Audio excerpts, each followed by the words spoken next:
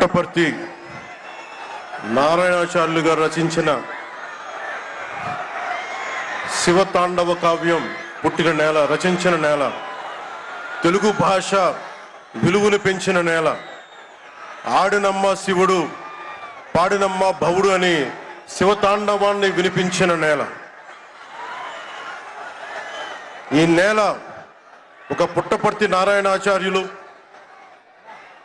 కవి, బళ్ళారి రాఘవ గారు లాంటి నాటకరంగ రచయిత, నటుడు, విధాన్ విశ్వం లాంటి మహానుభావులు, గజ్జల మల్లారెడ్డి గారి లాంటి కవులు, ఇలాంటి వాళ్ళందరూ పుట్టిన నేల. ప్రతి రాయలసీమ కవులు కళాకారులు అనేది ఋతువులు ఎన్నైనా మా రాళ్లసీమకి ఒకటే ఋతువు, కరువు ఋతువు. కాలాలు ఎన్నైనా మా రాయలసీమకి ఒకటే కాలం, ఎండాకాలం. దాన్ని మనం రూపుమాపే ప్రయత్నం చిత్తశుద్ధితో చేస్తోంది. పరిశ్రమలు, ఉద్యాన పంటలు, సాగునీటి ప్రాజెక్టులు మొదలైనవి చేపట్టి రాయలసీమని రతనాల సీమగా మార్చే దిశలోనే